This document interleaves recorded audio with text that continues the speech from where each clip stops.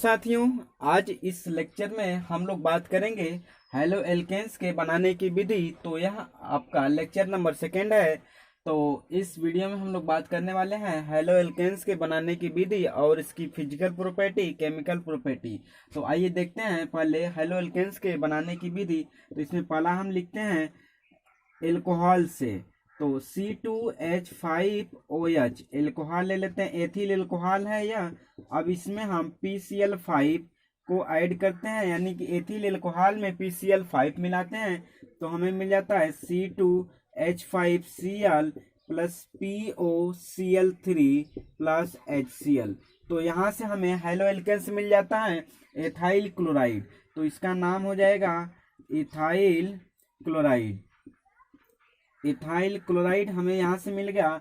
अब यहीं पर यदि हम ले लेते हैं CH3OH प्लस PCl5, तो यहाँ से हमें मिल जाएगा CH3Cl plus POCl3 plus HCl। तो यहाँ से देखें ध्यान से, तो हमें यहाँ पर मिल रहा है मेथाइल क्लोराइड। यहाँ पर हमें मिल रहा है मेथाइल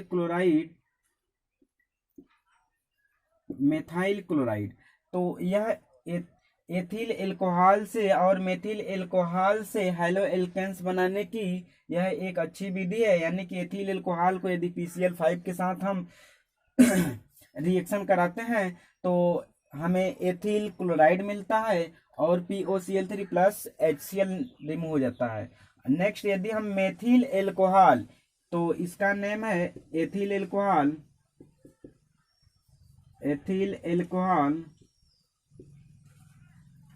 यह एथिल एल्कोहल है और यह आपका मेथिल एल्कोहल है।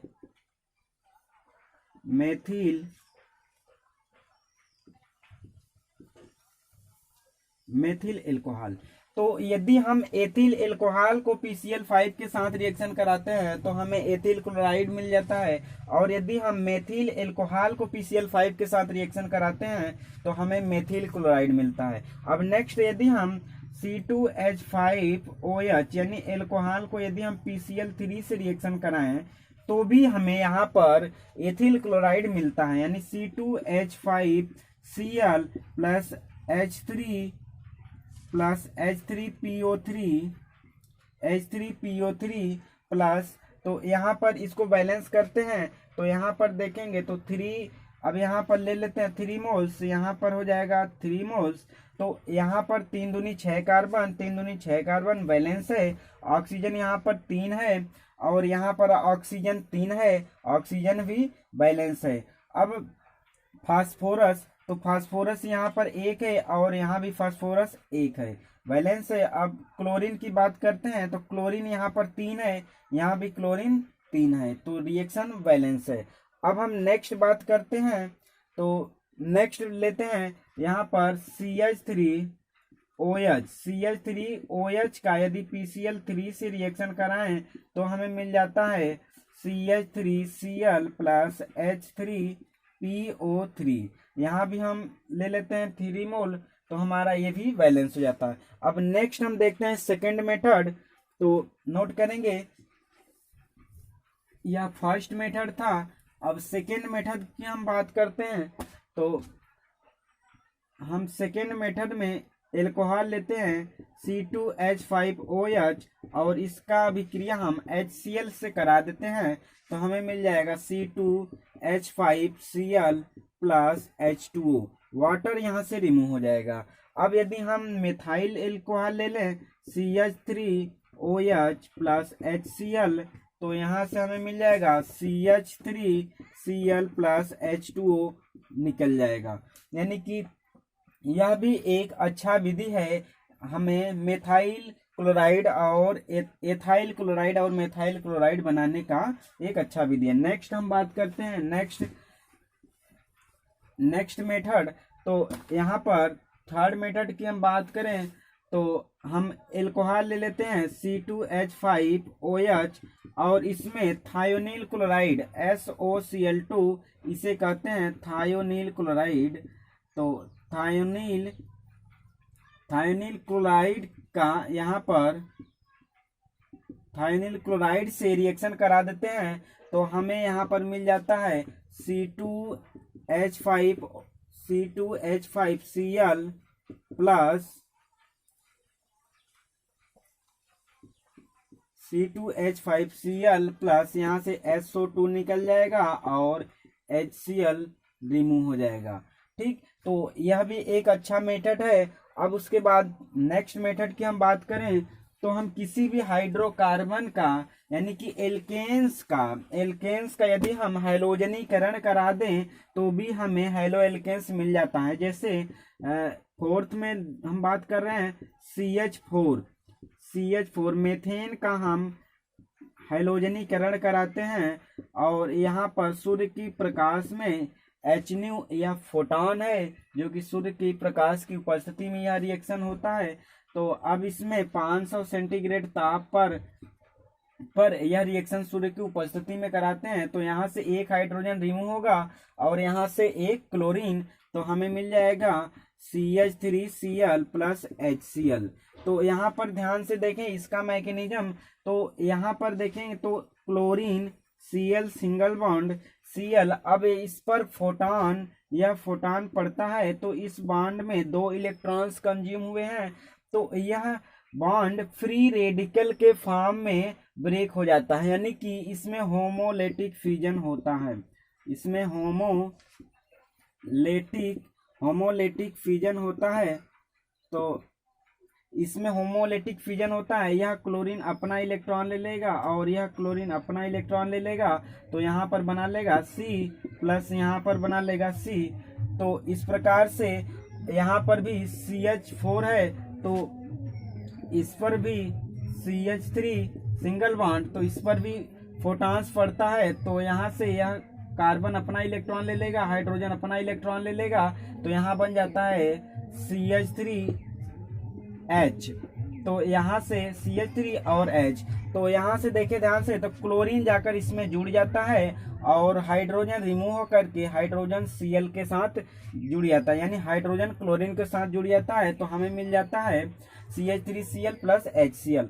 अब यदि देखें तो फर्दर इसी रिएक्शन को प्रोसीड कराएं तो हमें आगे मिल जाता है CH3Cl प्लस क्लोरीन से पुनः रिएक्शन कराएं HNu सूर्य के प्रकाश में तो हमें मिल जाता है CH2Cl2 प्लस HCl। यह रिएक्शन फर्दर प्रोसीड करता है तो CH2Cl2 प्लस क्लोरीन से रिएक्शन कराएं तो हमें पुनः यही मिलता है। तो यहाँ पर हमें मिल जाएगा CHCl3 को क्लोरोफॉर्म कहते हैं प्लस HCl। तो अब क्लोरोफॉर्म का पुनः हम क्लोरीन से रिएक्शन कराते हैं तो CHCl3 प्लस क्लोरीन, तो हमें यहाँ पर मिल जाता है CCl4 कार्बन टेट्राक्लोराइड। तो इसका नेम है कार्बन टेट्राक्लोराइड, कार्बन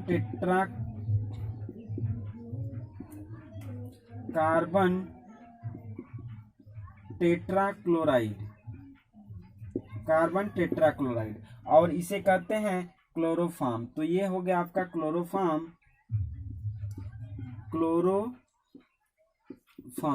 यह क्लोरोफॉर्म है और यह कार्बन टेट्राक्लोराइड है। तो इस प्रकार से यदि हम मेथेन का या एथेन का क्लोरीन से अभिक्रिया कराते हैं सूर्य के प्रकाश में तो हमें हेलो एल्केन्स मिलता है। नोट करेंगे एल्केन्स के भौतिक गुण, हेलो एल्केन्स के भौतिक गुण जिसमें हम पहला बात करेंगे मेल्टिंग पॉइंट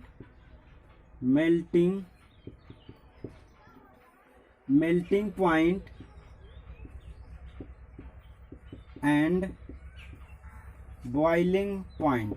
तो melting point and boiling point, तो हेलो एल्केन्स के मेल्टिंग पॉइंट और बॉइलिंग पॉइंट हाइड्रोकार्बन से अधिक होता है। यानी कि हेलो एल्केन्स यदि हम बात करें CH3Cl C2H5Cl तो इसकी मेल्टिंग पॉइंट और बॉइलिंग पॉइंट CH4 तथा CH3 से अधिक होता है। यानी कि हेलो एल्केन्स के मेल्टिंग पॉइंट और बॉइलिंग पॉइंट हाइड्रोकार्बन से अधिक होता है क्योंकि इसमें इसमें हैलोजेंस के बीच डाइपोल, हैलोजेंस के बीच dipole dipole attraction, dipole attraction पाया जाता है। नेक्स्ट पॉइंट की यदि हम बात करें तो नेक्स्ट पॉइंट है, यदि हैलोजेंस,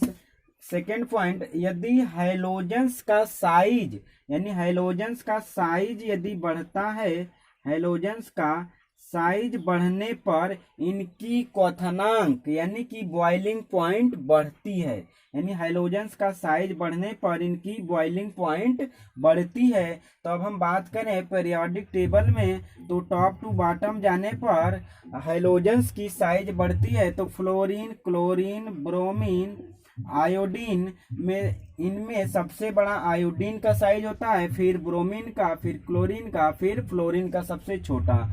तो अब यदि हम बात करें तो RI यानी कि आयोडीन एल्काइल का क्वथनांक सबसे ज्यादा होगा, फिर उसके बाद RBr का, फिर उसके बाद RCl, फिर उसके बाद RF।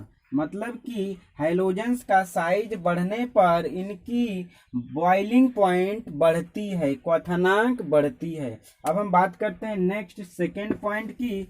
तो सेकेंड पॉइंट की हम बात करें तो सेकेंड पॉइंट है सॉल्युबिलिटी,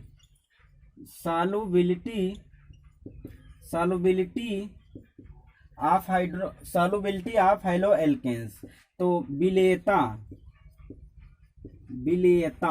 तो हैलो एल्केन्स एक पोलर कंपाउंड होता है, हैलो एल्केन्स एक पोलर कंपाउंड होता है हैलो एल्केन्स एक पोलर कंपाउंड होता है, फिर भी यह वाटर में घुलनशील नहीं होता है, यानी कि यह जल में नहीं घुलता है क्योंकि यह वाटर के साथ हाइड्रोजन बॉन्ड नहीं बना पाता है। इसलिए हैलो एल्केन्स वाटर में अघुलनशील और कार्बनिक और ऑर्गेनिक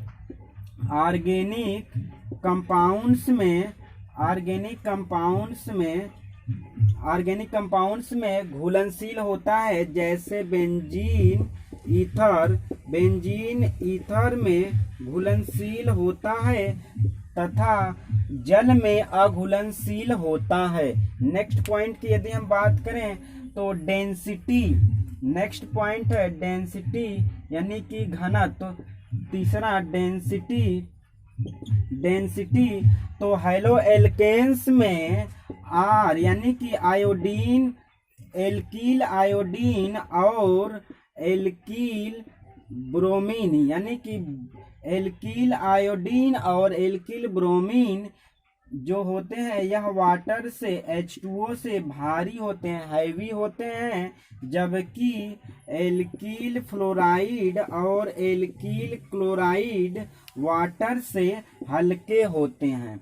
यानी कि एल्कील आयोडाइड और एल्कील ब्रोमाइड वाटर से भारी होता है और जबकि एल्कील फ्लोराइड और एल्कील क्लोराइड वाटर से हल्की होती है। नेक्स्ट केमिकल प्रॉपर्टी, तो केमिकल प्रॉपर्टी, तो अब यहाँ पर हम ले लेते हैं एल्कील हैलाइड, यहाँ पर ले लेते हैं एथिल हैलाइड यानी एथिल क्लोराइड का हम यदि KOH से अभिक्रिया कराएं तो हमें मिल जाता है C2H5OH प्लस KCl मिल जाता है। फर्स्ट हो गया। अब यदि हम C2H5Cl का NaOH से अभिक्रिया कराएं तो हमें मिल जाता है C2H5OH प्लस NaCl मिल जाता है। नेक्स्ट, यह सेकेंड हो गया। अब यदि हम थर्ड की बात करें तो एथिल क्लोराइड की अभिक्रिया AgNO2 से कराएं तो हमें मिल जाएगा C2H5OH प्लस AgCl का प्रेसिपिटेट मिल जाता है। नेक्स्ट, यदि हम फोर्थ पॉइंट की बात करें तो C2H5Cl को यदि हम KNO2 से अभिक्रिया कराएं तो हमें मिल जाता है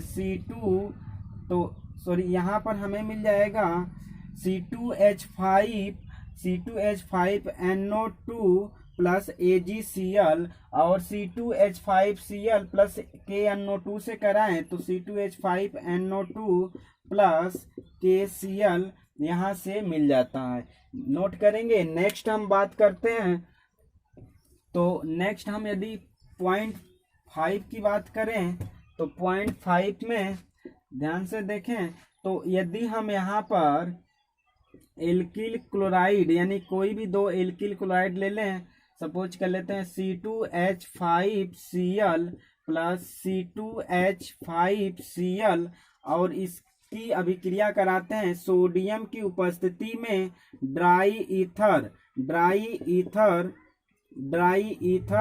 सोडियम तथा ड्राई ईथर की उपस्थिति में, तो हमें मिल जाता है C2H5 प्लस यहाँ से हमें NaCl रिमूव हो जाता है।